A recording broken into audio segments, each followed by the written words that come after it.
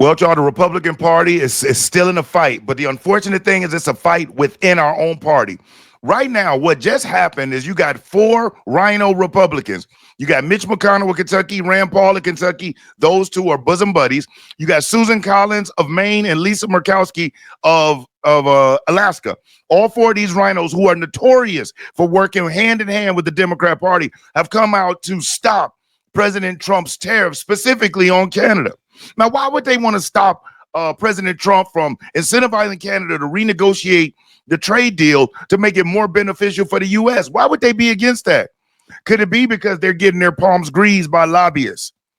Could it be because they have some type of kickbacks going on? Because it makes no sense. One thing about the Democrats, I'll give them, and I don't give them much. When they have an agenda, everybody is locked up. On the Republican side, we have these RHINOs that come up who are really Democrats that could only get elected. They couldn't get elected as Democrats. So they ran as a conservative in the area and they won. But they're really liberals at heart. So let's listen to this clip as Rand Paul, who is standing with one of the most despicable senators in Tim Kaine. And we're going to get into Tim Kaine after this clip. Check this out. What's the rationale for getting behind this? Well, one, we should not live under emergency rule. The Constitution said taxes are raised by Congress. Most specifically, taxes originate in the House and come to the Senate. So I'm against emergency rule. But on the tariffs in particular, on the idea of trade, trade is proportional to wealth. The last 70 years of international trade has been an exponential curve upwards, and the last 70 years of prosperity has been upwards also. We are richer because of trade with Canada, and so is Canada. Whenever you trade with somebody, when an individual buys somebody else's product, it's mutually beneficial or you wouldn't buy it. If the trade is voluntary, it's always beneficial. There is no Canada versus the U.S. The consumer wins when the price is the lowest price. Tariffs raise prices and they're a bad idea for the economy. But what if You know what? Rand Paul makes no sense in what he just said right there. Yeah, trade's good when it's beneficial for both parties, but it's not beneficial for America. How is America benefiting by subsidizing Canada to the tune of $250 billion a year? And then having these types of trade deficits where what we make as far as on our exports to Canada is only worth 1.3% of our GDP. What Canada makes off their imports to America is worth 20% of their GDP. They use our military. We subsidize them. So how is it mutually beneficial? This is just another way of Rand Paul saying, hey, listen, I don't know what they might have something on me, but we don't need to touch these people. They've been taking care of me really good. And ever since President Trump and Mitch McConnell have been having their tiffs, Rand Paul has been anti-Trump, and he tries to shield and say, oh, you know, I'm not against President Trump, as he stands there with one senator that has the worst case of TDS, Tim Kaine. Now, you may not be familiar with who Tim Kaine is. I'll help you with that. Tim Kaine in 2016 was the VP candidate with Hillary Clinton. That's right. He's a bestie of the Clintons, the Obamas, all of them. He is the establishment. So what does it look like when a Republican who has watched what the Democrats have done to this country over the last 4 years, when he decides that he's going to side with that? And when our president is only saying, hey, y'all, you've allowed fentanyl to come over here. You've allowed illegals to come over here. Y'all are tariffing our products. Let's just make this fair. You got all of the Democrats, oh, my God, going crazy, the economy. And then you got these RHINOs. You know why they're going crazy? It's because President Trump is more focused on Main Street than he is on Wall Street. See, Wall Street only cares about right now. Man, 10 years from now, they don't give a damn what happens to the country. They just trying to get paid right now. They don't think about that. They're too jacked up on coke and running around, you know what I'm saying? Slinging papers, trying to just buy and sell, buy and sell.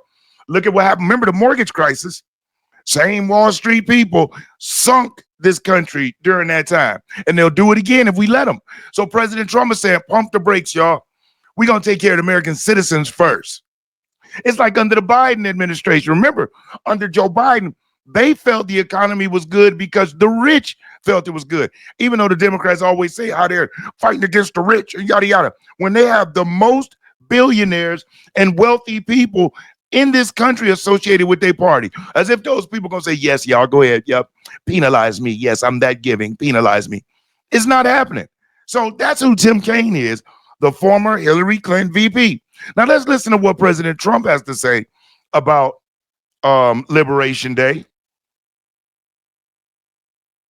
Then we're going to get into the next clip of Rand Paul. Mark called me today at 10 o'clock. We put out a statement. We had a very, very good talk. He's going through an election now, and we'll see what happens. But we have Liberation Day, as you know, on April 2nd, because, and I'm not referring to Canada, but many countries have taken advantage of us, the likes of which nobody even thought was possible for many, many decades, And, you know, that has to stop. We're going to end up with a very good relationship with Canada and a lot of the other countries. Some we probably won't. It won't be so pleasant. But I think most countries are agreeing with me. They actually, many of them have actually apologized. They said, look, we have taken advantage. And I don't blame them as much as I blame the people that stood, in this case, I can say the men, because so far they've been all men, haven't they? But the men that sat right there and behind the Resolute desk, mostly the Resolute desk, you know. I don't know if you know, you have a choice of 7 desks. The Resolute is the one I like, but some chose other ones, but they sat right behind a desk right in this location, and they let our country be hurt very badly. But I didn't do that. So, but we had a very good talk, the Prime Minister and myself, and I think things are going to work out very well between Canada and the United States. Yeah. Please. If you enjoyed this video, do me a solid, hit that like button. I'll never ask you for a Cash App, and I will never ask you for a Super Chat. But you hitting that like really helps. And once you hit that like button, why don't you go ahead and subscribe? On the Real Politics Podcast, that's what we do. We talk real politics. So once you hit the subscribe button, hit the notification bell and select all. That way, you'll be notified when I upload new videos. So what President Trump is saying, hey, listen, I'm just saying you guys have been ripping us off. All I'm asking for is to make it more fair and balanced. Why would any politician that has constituents in their area be against something that is going to benefit the people? And they keep calling tariffs a new tax. If that be the case, there in 1913, under Democrat President Woodrow Wilson, why did he nationalize the income tax? Why? Because we had tariffs all the time before that. That's what helped America become one of the wealthiest countries. Fair trade, fair tariffs. Because guess what? If our tariffs are lower, our American companies are making more money. Boom. If the tariffs are fair, it benefits American companies. And let's just say that the other countries say, screw that. We're going to tariff America back. And America slaps the tariffs on them. And they do try to transfer the cost to the customers. What it does is opens up the door for American businesses to be more competitive. And matter of fact, real quick in the comments, do you believe Rand Paul is out to hurt President Trump or help him? Leave it in the comments. I just want to know what you think about it. Now, listen, this is what President Trump sent it out at 1 a.m. on Truth Social. Just day before yesterday, the night before last. Mitch McConnell of Kentucky, Susan Collins of Maine, Lisa Murkowski of Alaska, and Rand Paul, also of Kentucky, will hopefully get on the Republican bandwagon for a change and fight the Democrats' wild and flagrant push to not penalize Canada for the sale into our country of large amounts of fentanyl by tariffing the value of this horrible and deadly drug in order to make it more costly to distribute and buy. They are playing with the lives of the American people and right into the hands of the radical left Democrats and drug cartels. The Senate bill is just a ploy of the Dems to show and expose the weakness of certain Republicans, namely these 4, and that it is not going anywhere because the House will never approve it. And as your president, I will never sign it. Why are they allowing fentanyl to pour into our country unchecked and without penalty? What is wrong with them other than suffering from Trump derangement syndrome, commonly known as TDS? Who can want this to happen to our beautiful families and why? To the people of the great states of Kentucky, Alaska, and Maine, please contact these senators and get them to finally adhere to Republican values and ideas. They have been extremely difficult to deal with and unbelievably disloyal to hardworking Majority Leader John Thune and the Republican Party itself. Make America great again. So he put it out in plain terms. They allowed fentanyl. They allowed illegals. So as a form of saying, okay, you got that over on us. Now let's right this wrong. Let's level out these tariffs. Then you got China The Democrats never talk about the fact that China and Canada are in a tariff war that has nothing to do with America. So if tariffs are so bad and they hurt everything, why does every country have them? See, the Democrats get on my nerves. They put up some of this, they talking points of some of the craziest things. Now, right here, let me introduce you to these people. As a matter of fact, they're all followers and supporters of Mitch McConnell. And let's see what these traders voted. This is by C3. These traders voted to rebuke President Trump's tariffs on Canada imports. And we got that Mitch, Susan, Lisa, and Rand. This was Mitch McConnell, who is the one that's getting them to make decisions. Check this out. This is who is leading them. Running for re-election in 2026.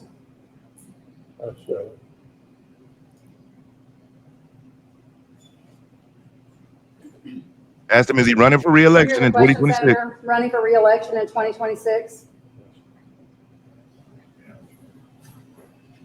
All right, I'm sorry, you all. We're going to need a minute.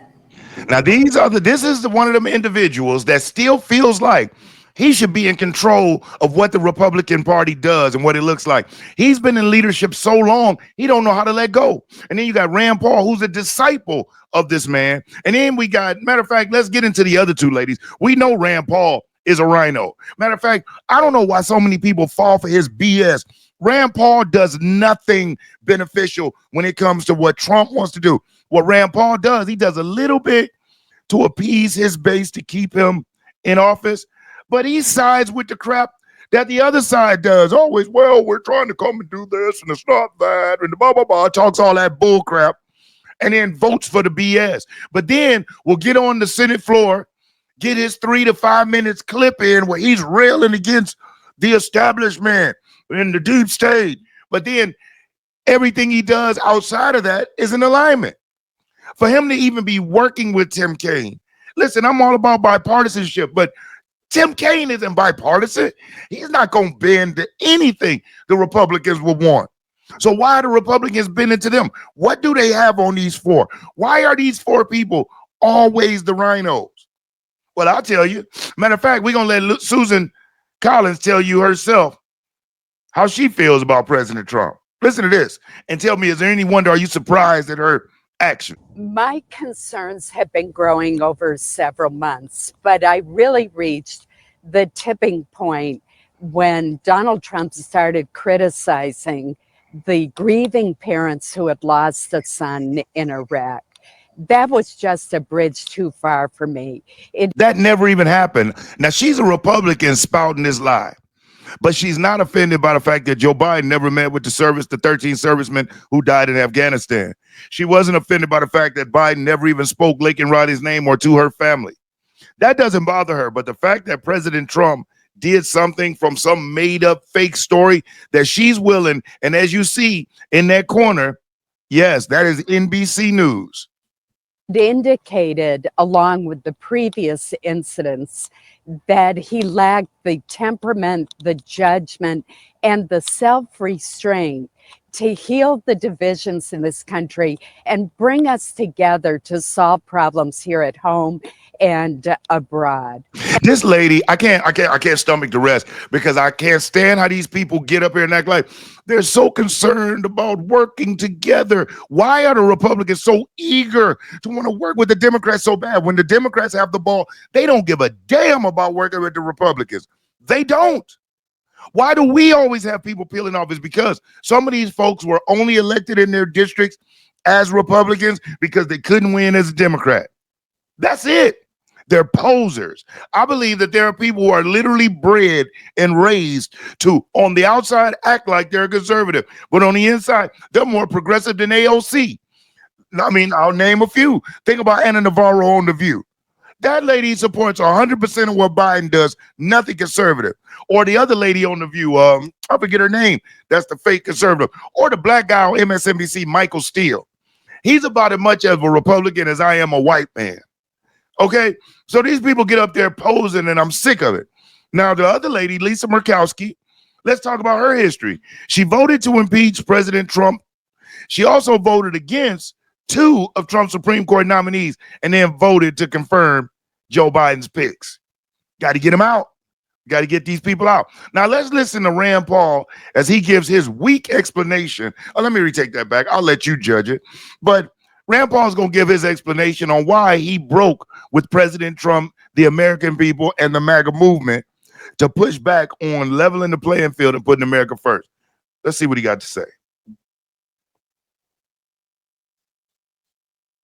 I'm supportive of the president's looking for waste and abuse, cutting out, eliminating the Department of Education, et cetera. I like his cabinet.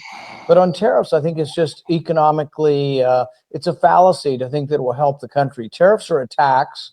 And if you tax trade or if you tax anything, you'll get less of it. We know by looking at the history of the last at least 70 years or so in this country, that as international trade has increased, so has the prosperity of our country. Really, so has the prosperity of the entire world. About 100,000 people escape poverty every day as we speak. It's the most extraordinary thing that's happened in the history of mankind, and it's really from capitalism and from international trade. So is he trying to say that people became wealthy because America is getting screwed on trade deficit? So listen to what he's saying. It's what he's saying. So prosperity. Listen, America's getting ripped off trade-wise. 100,000 people every day or something like that is seeing prosperity in other countries. Other countries are becoming wealthy while we are paying the price. We're $36 trillion in debt, and he always rails against, debt and government spending. He's only against things that's beneficial where it make Trump look good. Other than that, he signed with the liberals, and then he gets out and he grandstand. I'm not a Rand Paul fan. I know that may upset some people who feels like he's this super patriot. I don't. I feel like he says enough and does enough in his area to keep getting reelected. But, he went after Dr. Fauci for COVID. And I'm sure that wasn't him. That was some big money behind him who just wanted to target Fauci. Or that was his way of saying, see, y'all, look at what I did against the Biden administration. While economically, they sunk the country. And he wasn't railing out against that. But on COVID, which is already passed and we're done with, he wants justice, which nothing had been done. So the people who are for tariffs are just wrong. For example, with Canada, you're right. If you put a tax on things coming in and out of Canada, what you'll find is it just leads to higher prices for consumers. There are estimates that cars may increase in price by about $10,000. But he didn't say anything under the Biden administration when automotive, now he just talked about cars may increase by 10,000. Under the Biden administration, I own a sales training company within the automotive industry. That is my arena. I train with Ford, Chevy, Chrysler, all these people helping their sales staff improve. You had what was called market adjustment pricing going on, where a vehicle could have been $40,000.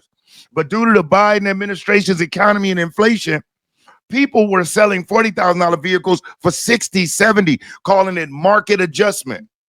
Rand Paul didn't come out railing against that. But the fact that President Trump, who's not trying to penalize Canada, he's trying to get Canada just to revisit the trade agreement and make it more fair, especially after allowing all the illegals and fentanyl to pour into our country from the northern border. How much is an American life worth? A lot more than what we're even asking of them. So that's a small price to pay for the American citizens that have been affected, Rand. And then before we cast aspersions at Canada, we should understand that Canada buys more stuff from us than China, plus Japan, plus England, and plus Germany. Now, what he's not saying, though, they buy more stuff from us. Granted, right. Their tariffs are nil, so they take their money and run back home. Great. Do you know how much the U.S. profits off of our Canada trade with them? 1.3% of our GDP. Their monies that they make from us, close to 20% of the GDP. So what is he talking about? See, people like them know that those folks, they're voters. They're not going to go research this and see if what he's saying is true. Tariffs, when negotiated the right way, are exactly that. A great negotiating tool to either leaven the playing field, because, okay, if you're going to make us pay, all we saying is you should have to pay. Why is that so wrong? Why is that such a bad thing to Rand Paul, to other RHINOs, and to the Democrats? How is that a bad thing? But nobody said that when Bill Clinton got us into these horrible trade deals. Rand Paul's father, Ron Paul, who was the one that taught him all of his ideological beliefs that he has, Why wasn't he out railing against it to stop it? Because they just like talking, but when it comes to the action, they side with Tim Kaine, as you see. So we buy, Canada buys more from us than we do from 4 large countries. So trade with Canada has made us prosperous and makes Canadians prosperous as well. It's a win-win situation. The other reason to be opposed to this, though, is the Constitution says taxes originate in Congress, and more specifically originate in the House of Representatives. This tariff or tax will originate with the signature of one person. That's not what our founding fathers wanted. They didn't want the executive to have any kind of power like the power to tax. They feared the power to tax, and that's why they gave it to the House of Representatives and to Congress. And look how that's worked. With $36 trillion in debt, we've got congressional members and senators becoming, I mean, I'm talking about 10, not even just 10x in their wealth, 100x in their wealth, going in there on $174 or $224,000 salaries, leaving office worth $40 and $50 million. And Rand Paul is no different. So I just wanted to jump in and just show you, if you live in Maine, Alaska, Kentucky, please rally the troops. We have got to vote them out. And like I say, I know some people love Rand Paul because he supports the Second Amendment. But outside of Second Amendment and his obsession with Dr. Fauci, he does everything he can to block the MAGA movement and Trump agenda. And if I'm wrong, share it with me in the comments. I'm always open to learn. But as far as my perception, I am not a Rand Paul fan, because even if he did want something to be done, you don't go side with Tim Kaine and go in front of the American people and do that. Rand Paul knew what that would look like and how the media would play it. That's why I don't fall for him saying at first, well, you know, I support Trump. And then you don't have a choice to support the other stuff he's doing. You have no influence on that. He's more popular and more powerful than you will ever be. So you have to team up with the other RHINOs and to have TDS and the Democrats that we know hate Trump in order to get things done. But here's the saving grace, y'all. It will never leave the House. Speaker Mike Johnson will not bring it up for a vote. And even if they did, let's just say they did, President Trump would never sign it into law. So it's just a funny grandstand moment, a way for like Trump said, the Democrats used Rand Paul is ignorance to show us, the 4 people that are not loyal and the 4 people that they call bipartisan. Out of all the senators we got over there, we got 3 or 4 RHINOs, and this is bipartisan. So sick of it. Just like with the border bill, you only had James Lankford, the senator from Oklahoma, negotiating with the team of Democrats, but that was bipartisan, even though every other Republican hated it. People get on my nerves. But hey, I just wanted to jump in and share this with you. If you watch the video this far, thank you so much. I really do appreciate it. And if you haven't already, hit the like button, share, comment, tell me what you think about it, and subscribe to the channel if you haven't already. Other than that, I'm Brian Maxwell saying I look forward to seeing you at the top. Over and out, y'all.